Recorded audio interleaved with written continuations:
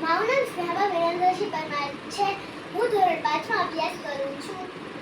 મેં આજે પ્રોજેક્ટનું નામ છે જળ એક જીવન. તેના વિશે મેં આજે પ્રોજેક્ટ પર્યાવરણમાં બનાવેલ છે. આજે હું તમને પાણીનો ખૂબ જ બગાડ થાય છે તેથી તમને તેના ઉપાયો કહીશ કે પાણીના બચાવના ઉપાયો. બ્રશ કરતી વખતે જરૂરિયાત મુજબ પાણી વાપરો. બીજું, હાથને ધોવા નળ ધીમો રાખો. ત્રીજું, પોતા કરેલું પાણી વૃક્ષને પીવડાવો. ફિલ્ટરનું ક્ષારવાળું પાણી સફાઈમાં વાપરો. પાણીના આપણા જીવનમાં મહત્વ શું શું છે? રસોઈ માટે પાણી જરૂરી છે. પશુ પક્ષી અને પ્રાણીઓને પણ પાણીની જરૂર પડે છે. ઘરમાં આગ લાગે તો તેને ઠારવા માટે પણ પાણીની જરૂર પડે છે. વૃક્ષ છોડને પણ પાણીની જરૂર છે. ખેડૂતોને ખેતી માટે પાણી જરૂરી છે.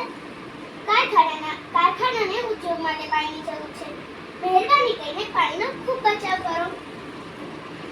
હું તમને એક આજે પંક્તિ કહીશ જળ વિશે.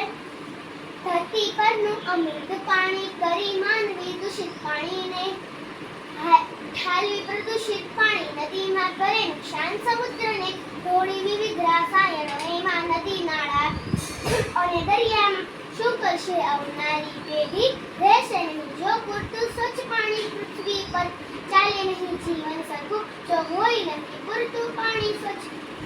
સાચવીને વાપરજો પાણી અને કરીએ ના તેને દૂષિત તો માનવીને પડે ન અગવડ. વિશ્વ જળ દિવસ દર વર્ષે.